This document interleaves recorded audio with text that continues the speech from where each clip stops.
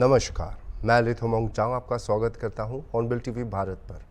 आइए देखते हैं आज की बड़ी खबरें। समाजवादी पार्टी सांसद एसटी हसन ने कहा है कि वोट डालने जाने वालों की इतनी जांच हो रही है कि जैसे वे किसी बॉर्डर या जंग पर जा रहे हों। उन्होंने सुझाव दिया कि बायोमेट्रिक सिस्टम से वोटिंग होनी चाहिए। जब राशन बायोमेट्रिक सिस्टम से मिल सकता है तो वोट क्यों नहीं डाले जा सकते। उन्होंने कहा कि नकाब हटवाकर चेहरा दिखाने का नियम गलत है और यह मुस्लिम समुदाय को निशाना बनाता है।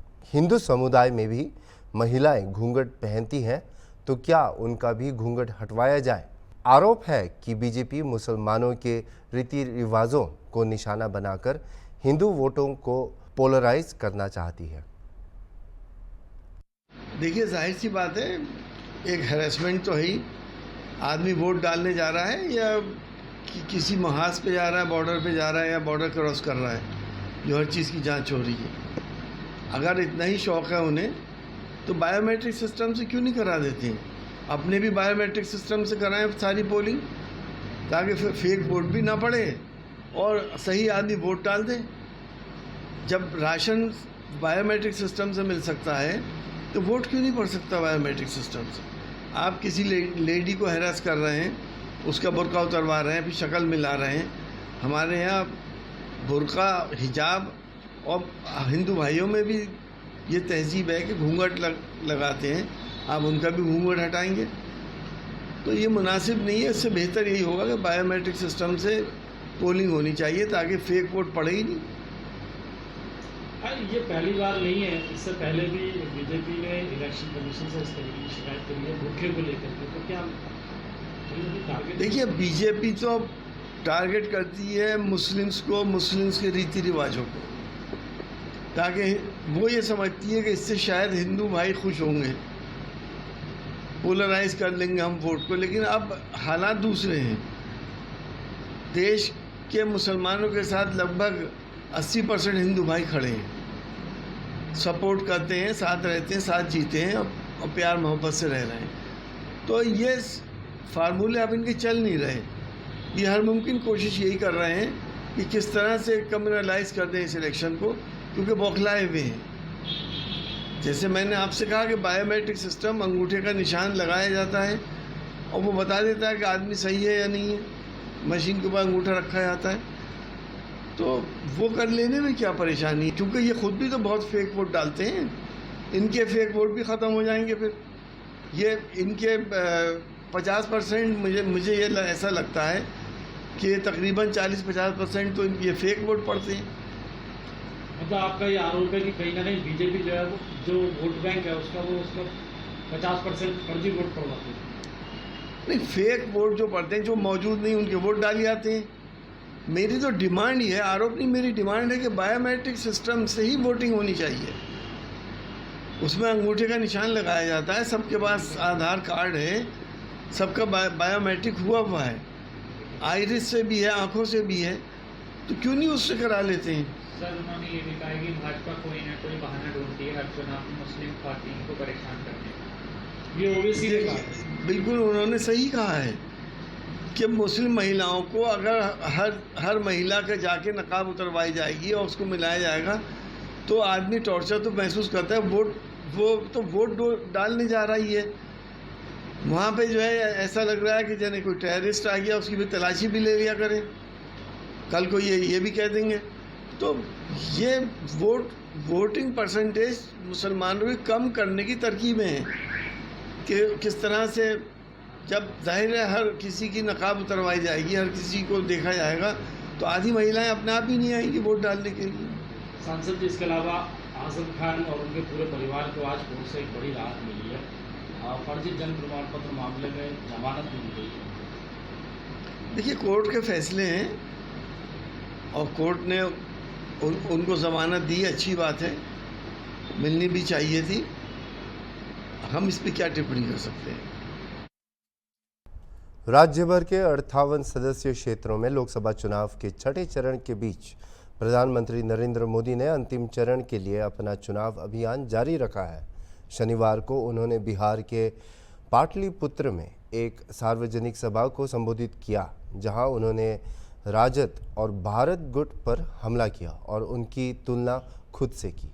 मोदी ने खुद को तीसरे व्यक्ति के रूप में संदर्भित करते हुए कहा कि इन चुनावों में मोदी एक तरफ भारत को 2047 तक विकसित भारत बनाने के लिए 24 घंटे और सप्ताह में 7 दिनों काम कर रहे हैं, जबकि दूसरी तरफ विपक्षी दलों के पास कोई काम नहीं है।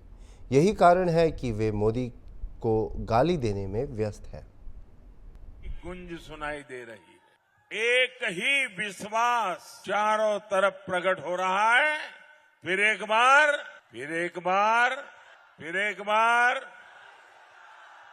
साथियों, 24 के इस चुनाव में एक तरफ 24 घंटे आपके लिए मेहनत करने वाला मोदी है, तो दूसरी तरफ 24 घंटे आपसे झूठ बोलने वाला इंडी गठबंधन है। एक तरफ मोदी है जो 24 घंटे 7 दिन 2047 में विकसित भारत बनाने में जुटा है, जो 24/7 आत्मनिर्भर भारत बनाने में जुटा है, जो 24/7 देश की सुरक्षा बढ़ाने में जुटा है, जो 24/7 अच्छी आधुनिक सड़कें, आधुनिक रेलवे देने में जुटा है। वहीं दूसरी तरफ ये इंडी गठबंधन है। इंडी गठबंधन के पास काम नहीं है, समय ही समय है, खाली है। देशवासियों ने उनकी छुट्टी कर दी है, कोई जेल में विश्राम करके रहते हैं, कोई बाहर रहते हैं, और इसलिए ये इंडी गठबंधन दिन हो या रात सिर्फ मोदी को गालियां देने में जुटा है। दुर्ग में न्यायालय के आदेश की अवहेलना का मामला प्रकाश में आया है। प्रार्थी महिला संगीता पंडित ने प्रेस वार्ता कर सिटी कोतवाली थाना प्रभारी महेश ध्रुव पर कई गंभीर आरोप लगाए हैं। प्रार्थी महिला ने मीडिया से बातचीत करते हुए कहा कि कोर्ट में लगाए याचिका 156/3 में हुए आदेश के अनुसार महावीर डेवलपर्स के संचालक योगेश पांडे समेत 3 अन्य के खिलाफ षड्यंत्र पूर्वक निरस्त दस्तावेज प्रस्तुत कर जमीन की रजिस्ट्री कराए जाने को लेकर 420 समेत 5 अन्य धाराओं में एफआईआर दर्ज करने के आदेश जारी किए थे, लेकिन सिटी कोतवाली थाना प्रभारी महेश ध्रुव के द्वारा 5 दिन तक टाल मटोल कर एक एफआईआर करने में देरी करते हुए आरोपियों को बचाने का प्रयास किया गया। एफआईआर कैसे कर सकते हैं? 6 बजे की बात है ये। फिर हम वहीं रुके रहे, करीब 7 साढ़े 7 बजे वहीं थे हम बाहर। 6 बजे से गई थी मैं, तो 7:30 बजे के करीब जो है उसने पूरे पेड़ काट के एक लकड़ी बेचा है उसने। मतलब लाखों की संपत्ति उसने हमारी तोड़ के डिमोलिश करके उसने लाखों की संपत्ति बेच दिया हमारा। एक पे लगा के उसके अंदर 200 उसमें गहरे में उसने सबमर्सिबल लगवाया था। है वो सबमर्सिबल वहाँ पे 200 स्क्वायर फीट नीचे मेरे भाई ने 25,000 रुपये लगा के वो कर। पीड़िता की शिकायत पर पुलिस के उच्च अधिकारियों के द्वारा मामले में हस्तक्षेप पर एफआईआर दर्ज करने के निर्देश के बावजूद सिर्फ 420 का मामला दर्ज किया गया। इस दौरान थाना प्रभारी द्वारा पीड़ित महिला को धमकाया भी गया।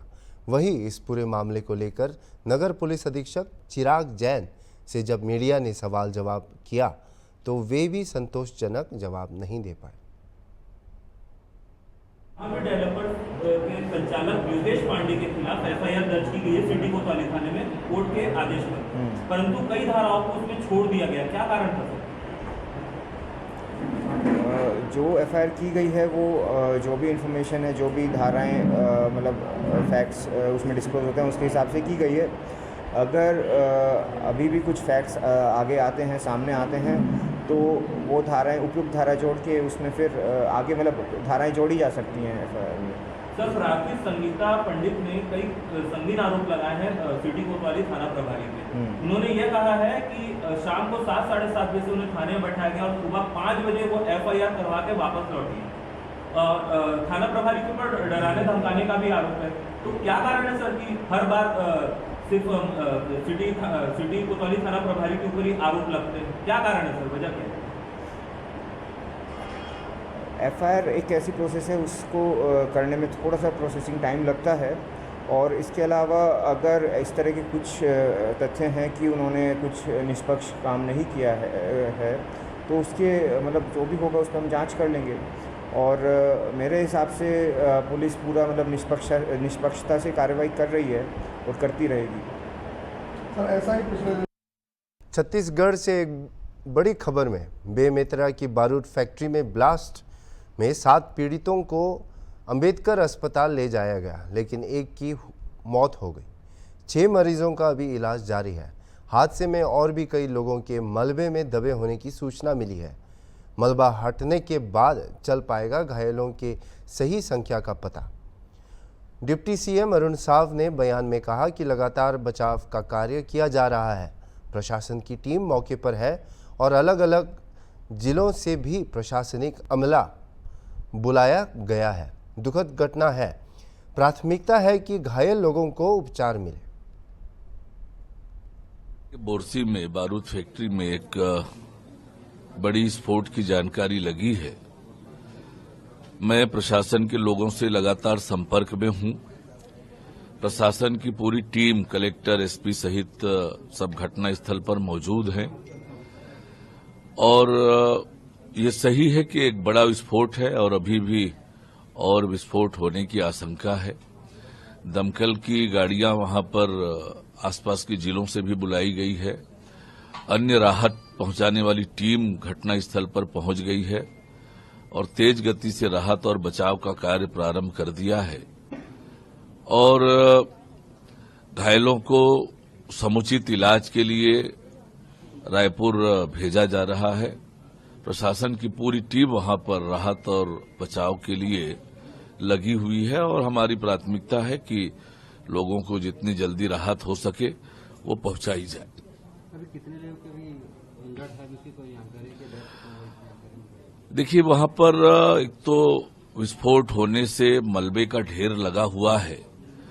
अधिकृत रूप से अभी कुछ कह पाना संभव नहीं है, पर जो भी घायल मिल रहे हैं उन्हें रायपुर हॉस्पिटल रेफर किया जा रहा है। कुछ लोगों को मेकाहारा भेजा गया है, कुछ को एम्स में भी भेजने की बात हुई है। तो अभी घायलों के समुचित इलाज की चिंता सब प्रशासन की ओर से हो रही है। बेमेतरा से 7 लोग लेकर ला रहे थे, उसमें से एक जो है ऑन रोड हुई डेथ हो गई। 6 लोग मेकाहारा में एडमिट की जानकारी अपनी। हाँ जी, जानकारी इसी तरह की आई है कि कुछ लोगों को मेकाहारा में एडमिट किया गया है।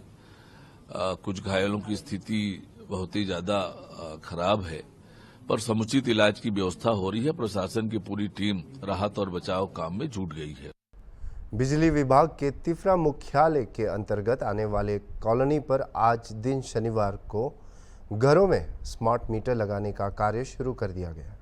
स्मार्ट बिजली मीटर की लग जाने से अब उपभोक्ताओं को पहले मीटर से मोबाइल फ़ोन के तरीके प्रीपेड करना होगा, जिसकी राशि का प्रीपेड किया जाएगा उतने ही मूल्य का उपभोक्ता बिजली का उपयोग कर सकेंगे।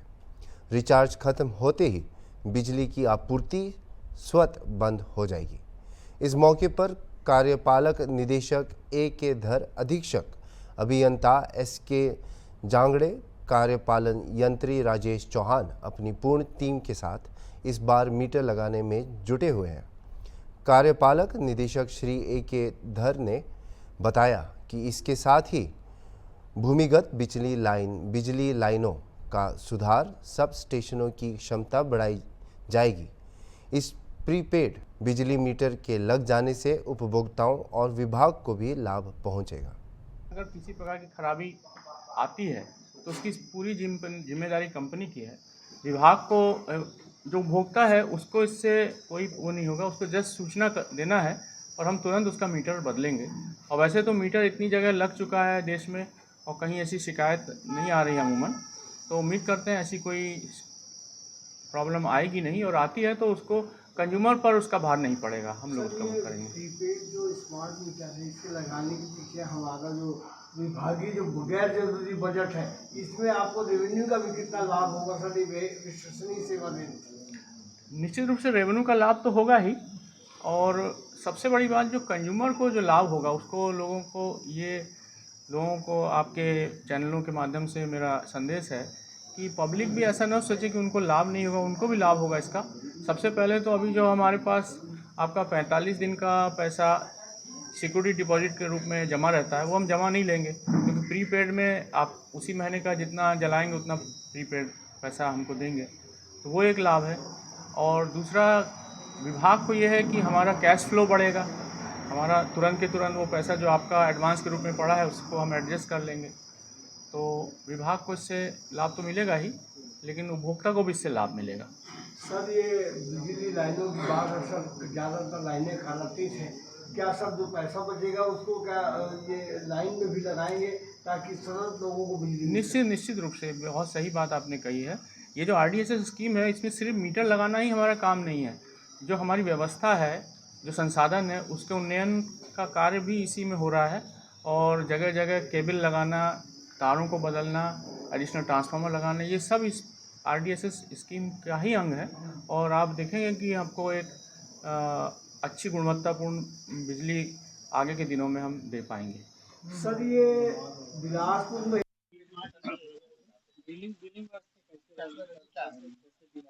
ये ग्रामीण संभाग में, बिलासपुर संभाग में आप आज स्मार्ट मीटर लगाने की शुरुआत कर रहे हैं, और इससे निश्चित रूप से उपभोक्ताओं को, खास करके जो हमारा जनरली लगभग शिकायत ही रहता है कि हमारे यहाँ मीटर रीडर नहीं आता है, या हमारा जो रीडिंग है ठीक से भरा नहीं है, या गलत बिलिंग आ गया है, ये सारे समस्याओं का ये स्मार्ट मीटर लगने से निराकरण हो जाएगा।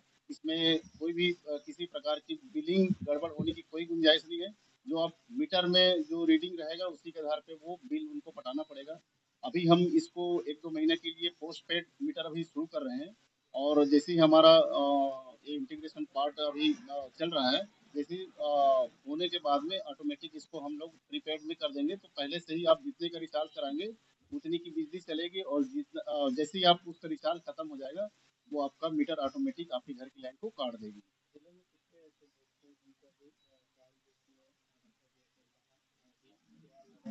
नहीं, ट्रायल बेस पे नहीं, ये तो हमारा प्रक्रिया ही है। हम ट्रायल इसमें नहीं कर रहे हैं, क्योंकि ये प्रदेश मतलब देश में कई जगह स्मार्ट मीटर लगाने का काम शुरू हो चुका है, वहाँ भी अच्छा रिस्पांस है, और ये RDSS योजना के तहत पूरे प्रदेश भर में लगना है, पूरे देश भर में लगना है। कई प्रदेश में ये सक्सेसफुल मतलब ये मीटर लगाने का काम पूर्ण हो चुका है। लक्ष्य हम लोग धीरे धीरे इसको बढ़ेंगे। वैसे सभी ये कृषि उपभोक्ताओं को छोड़कर सारे उपभोक्ताओं को मीटर मतलब ये रिप्लेस करना है। लगभग मेरे ख्याल से 2 साल तो लगे जाएंगे काम। आरक्षण पर बीजेपी और इंडिया गुट के बीच बहस जारी है, क्योंकि राजद नेता तेजस्वी यादव ने शनिवार को कहा कि आरक्षण का विरोध करना पीएम मोदी की रगों में है। उन्होंने कहा कि प्रधानमंत्री को संविधान की कोई जानकारी नहीं है और वे आरक्षण खत्म करना चाहते हैं। यादव ने कहा कि क्योंकि केंद्र ने जाति जनगणना के तहत अनुरोध को खारिज कर दिया, इसलिए उन्होंने जनगणना की और बिहार में 75% आरक्षण दिया है। दिन प्रतिदिन जैसे चुनाव आगे बढ़ रहा है, वैसे भाषा में भारी गिरावट आ रही है, और ऐसी भाषा वो बोल रहे हैं जिससे उनके समर्थकों को भी अच्छा नहीं लग रहा।